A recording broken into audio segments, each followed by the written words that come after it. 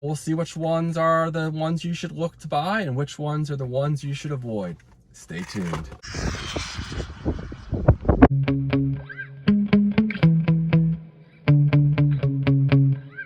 I have the juicy PT14R out here. This is the same as the Arlarlo ROG1 and the ZD Racing MT16.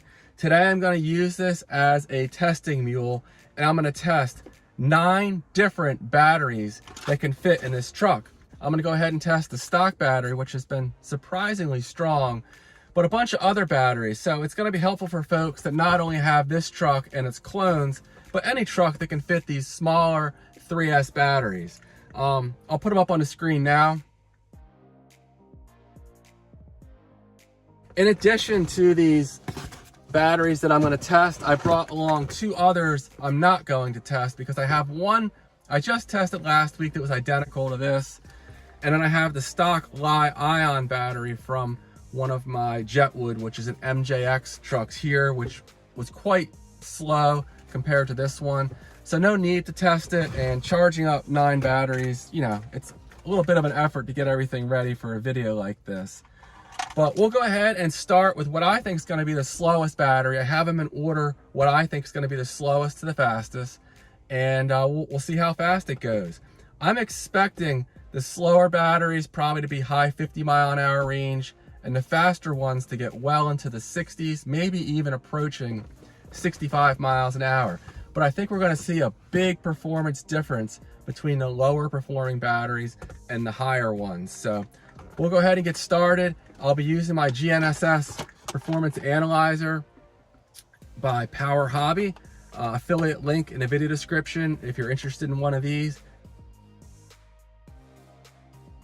Dead accurate readings, and for me it's worked in all conditions, cloudy, foggy, everything. Other GPSs I've used in the past were not good unless it was ideal conditions. So enough talking, I'm going to go ahead and get started with this battery test, and we'll see which ones are the ones you should look to buy and which ones are the ones you should avoid. Stay tuned. Now I'm going to go ahead and apologize in advance for any wind noise. I have things tucked up in my trunk right now where it's not quite as windy, but this is the field of batteries I'm going to be testing today. Again, I'm not going to be actually testing this one here, but previously it was 6 miles an hour slower than the CNHL 1500 3S battery in my Jetwood truck. So I expect this to actually be the slowest. It's just too much to charge all of these, and I didn't think it would be really useful. Folks aren't going to be looking to buy this battery here. And when I tested a CNHL last time out, it was dead even with this CNHL. This is only rated 40C, this is 100C, everything else being equal. The larger capacity is going to have an advantage over the lower capacity battery, but because these two are different, this is a higher performance battery, it was basically a wash. They hit the same speed, so we can assume this one's going to be very close to what this runs when I actually test it today. So I have these in the order that I think they're going to perform, with this being the slowest and them getting faster as they go. I'm curious to see how close I am with my guesses. In my community section, I asked you guys what you thought, got a ton of responses, so I really appreciate you guys. Let me know what you think. It's always interesting, and sometimes you guys you know, get it better than I do. So we'll go ahead though, get started with this Urgenex 2200. I'm not capacity testing these batteries. I have tested some of them in the past, but it's just extremely time consuming, and a lot of folks just don't really seem that interested in it. In general, most of the batteries I test are close or even above their claimed capacity rating. This one was under though. This I previously tested was only about 1800, and Urgenex reached out to me. They're the one that they wanted me to test this battery. I told them I'm going to be testing it against a lot of different higher performance batteries, and they were fine with that. So this one may do okay. I've tested one of their batteries that performed poorly, but another one that actually tested pretty strong for its price point. So I don't want to sell this one short. I'm going to give it a fair shake, and hopefully it performs pretty strongly and Urgenex will be happy with the results, but they may not be. And you know, I'm going to be very honest, as I always am in my videos, trying to make this as fair as possible. Now, these batteries are not pre-warmed. It just wasn't feasible to pre-warm this many batteries. It's about 60 degrees out, so they may be a little slower than they would have been had I pre-warmed them, and they may get a little faster after a couple of runs. I plan on doing 3 runs with each battery, 2 with the wind at their tails. There's kind of a crosswind today, but it's somewhat a tailwind, and 1 going back into the wind. So enough talking. I'll go ahead and get started. And again, we're going to start with this Urgenex here, and hopefully the test mule holds together and has no issues, because this is going to be you know, a lot of time to put this video together. So I appreciate you guys tuning in, and hopefully you get some good information out of this video. Stay tuned. Now, you will see me running adapters in this video. I'm not a huge fan of adapters, but I've done a ton of testing, and in these smaller scale trucks, they don't seem to make any difference with the number of amps I'm drawing and the performance. So while not ideal, it's too much time for me to solder these little batteries up with different connectors. So I have a bag of different adapters, and some of these batteries I'll be running them, some of them I won't. But again, I have not seen a detectable difference in speed with these smaller trucks. My bigger stuff, I don't run adapters, but in these, it shouldn't pose an issue. All right, I have the Urgenex in here, and let's see what it does. Track, start, and the GPS is reading. We have 12 satellites.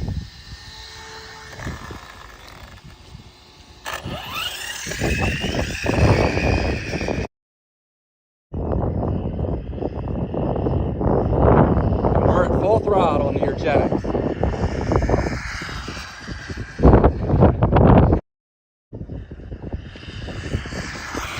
Ambitious but rubbish.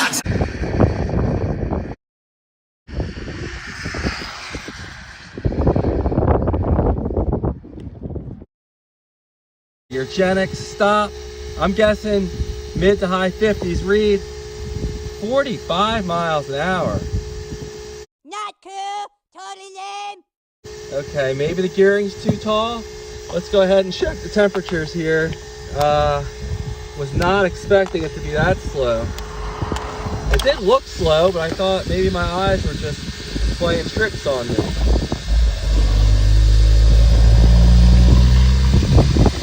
I mean, things are warm, but they seem okay.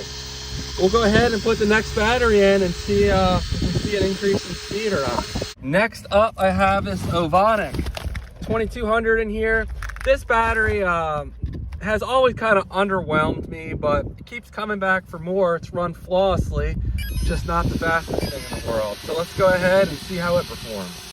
Now, I do expect this Ovonic to pick up a couple miles an hour. That looks faster to me.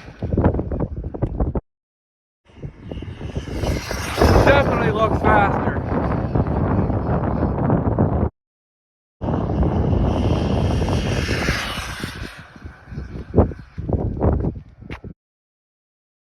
Okay, the Ovonic 2200, stop, read, 62 miles an hour. Damn, that Urgenex was really struggling.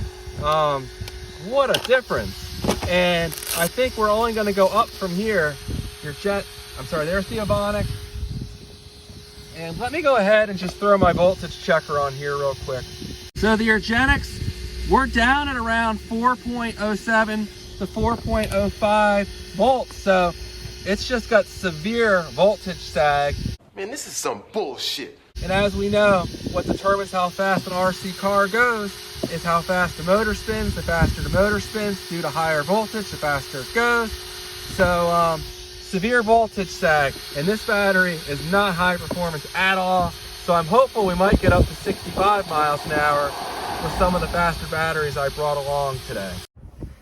Okay, now I have the Urgenex 2400. I probably will capacity test this one, but let's see what it can do. All right, I have that Urgenex 2400 in here, and hopefully it's not a complete shit show like that Urgenex 2200. Shorty batteries do tend to be weak, so we'll see what happens here. And let me just double check. Yep, the GPS is reading.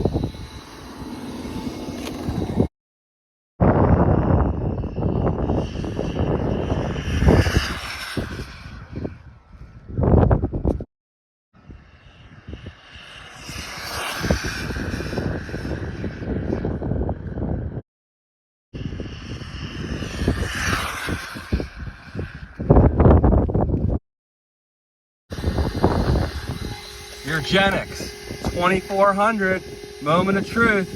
Did it beat? I think it was 62? No, 58. So I think that's going to be on the lower end of what we're seeing today. Definitely bested by the Ovonic. The Ovonic beat it by a very significant 4 miles an hour. But there we go, Urgenex 2400.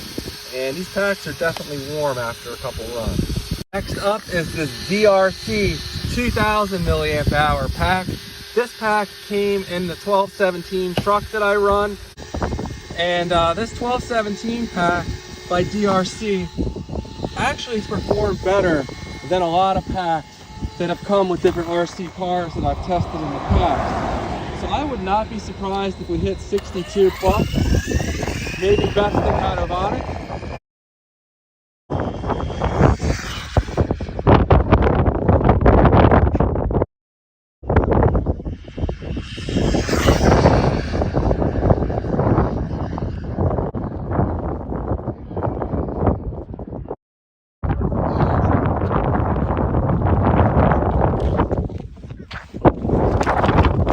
Down in the road, I think the ESC may have overheated.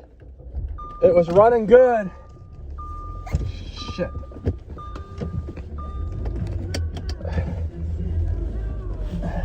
There's a car coming. Let me get this before the car comes. All right, let me pull this out of the way here. We'll do a quick speed check. Stop, read. 63 so far, but I still need to do one more run. That's going to be a problem if these higher performance batteries have issues like that, where they cause DFC to hit thermal shutdown. Oh, I still don't have power. I might have to turn it off and on again.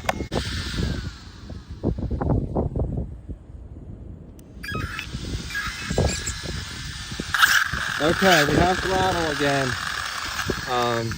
but that's not ideal to say the least. Let me go ahead and get this button back up. Double check the GPS. I may only run the rest of these one time to be safer. I don't know. Full throttle.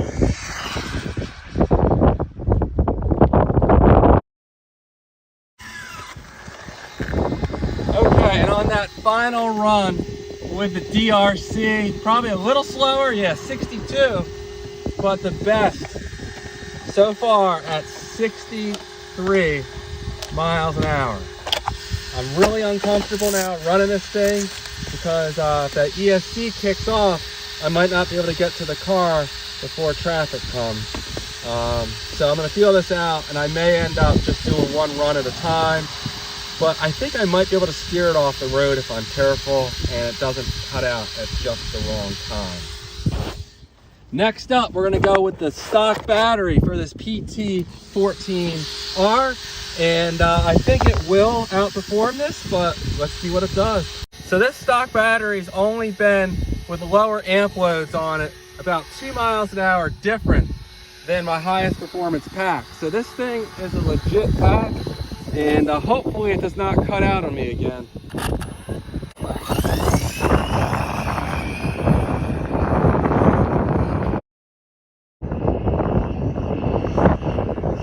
Full throttle.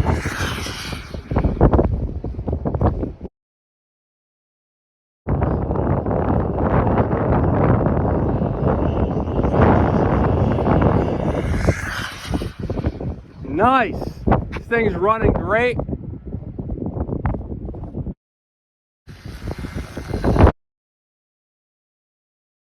"65 miles an hour. That's really encouraging. Again, that's on the stock battery that came with this truck.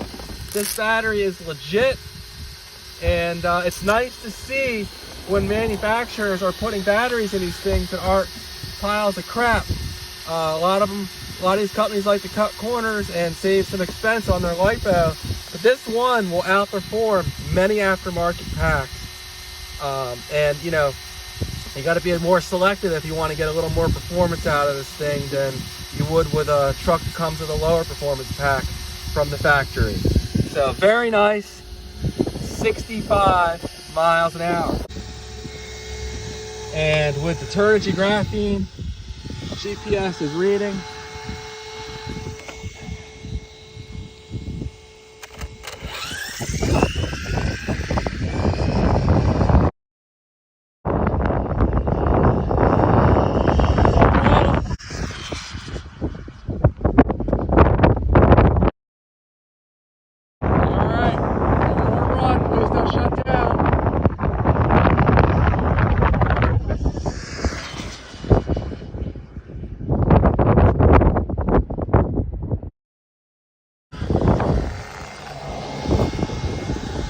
Got some solid runs there with the Turnigy graphene. So, all right, I'm guessing 68. It might be 67. Okay, only 66. Only 1 mile an hour faster than the stock. Maybe this ESC is just giving all it can give. It's greatly exceeded my expectations. This thing is pumping off some heat. And look how small those wires are. These are 18 gauge on the stock ESC. So very restrictive. When I do put that $15 120 amp ESC in here, it should pick up a good amount of speed just by switching to ESC. On 3S, I think we'll get up closer to 70, honestly. But there we go, the graphene 2200. Okay, the next pack is this CNHL 2200 40C. Now I will say the ESC fan I have running in here is really helping keep the motor temperatures down. I'd probably be having issues running this tall gearing, doing this many runs back to back without it, but it's certainly not overheating. So good stuff. CNHL 2200.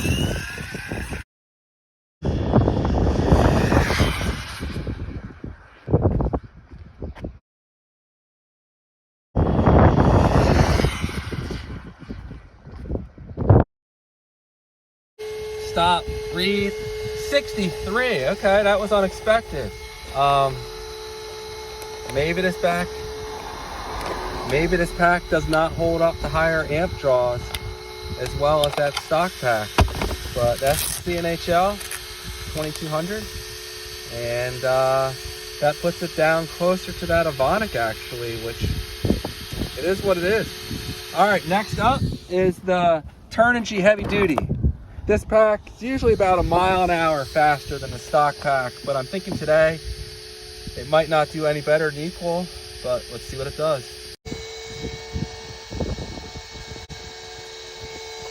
Okay, Turnigy Heavy Duty, GPS is reading.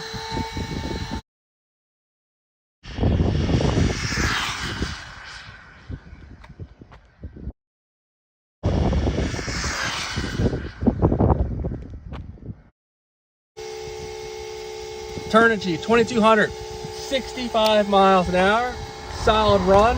That's equal to the stock pack. So again, don't snooze on those stock packs that Juicy includes with this truck.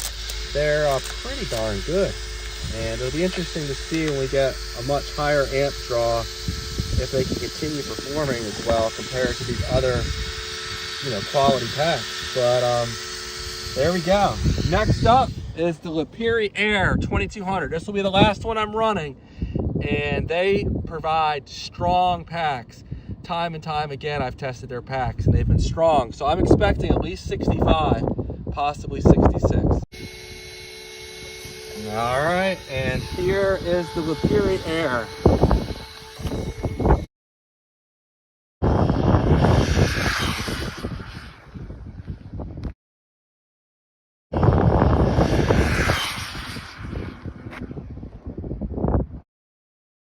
And the Liperior 2200, 65 miles an hour. So there we go. Interesting results. The stock pack did even better than I expected it to. But there we go, Liperior. So I think I have these in order now from slowest to fastest, or pretty close to the order. This is just going off the top of my head. This Urgenex 2200, horrible battery for anything that draws serious amps. Maybe it would be okay in a small crawler, but I cannot recommend this battery. This Li-ion battery I didn't actually test today, but probably was well under any of these. Fine for what comes in the MJX and Jetwood trucks, because it does at least give you 3S and speeds of 47 miles an hour out of the box in that truck. But, you know, it is a low performance battery. The Urgenex 2400 certainly was a little better than the 2200, but still underperformed and got beat by the Ovonic, and the CNHL beat it. The DRC included battery, it comes with a 1217, had a pretty good showing. I think it hit 63 as well. These might all been 63. I'm having a hard time remembering. I think this was 58 and this was 45 to 48. This was surprising. The stock Juicy battery, 65 miles an hour, as was the Turnigy and Liperior, if my memory is correct. And the winner, as usual, was the Turnigy Graphene, but only by a mile an hour over this. In general, heavier batteries outperform lighter batteries. They tend to have more LCO in them. But let's go ahead and see if that's the case for the batteries that are tested in this test. Here is the really slow Urgenex, 128 grams. This is a hard plastic case, so it'll be heavier than a lot of them, but 161. And these are, I believe, in order from slowest to fastest. The Urgenex 2400, 153. The Ovonic 2200, 170. The DRC, 152. So this is actually really good performance from a light battery. The CNHL 2200, 146. So that one's pretty light. The CNHL I didn't test, but I've tested it before and it was really close to the 2200. Now the stock battery for the Juicy, that was 170 grams. The Turnigy Heavy Duty, 189. Liperior, almost 200. And the Turnigy, 200. So this one's kind of heavy for the performance it provided, but as you can see, the lightest battery was the slowest. So there we go.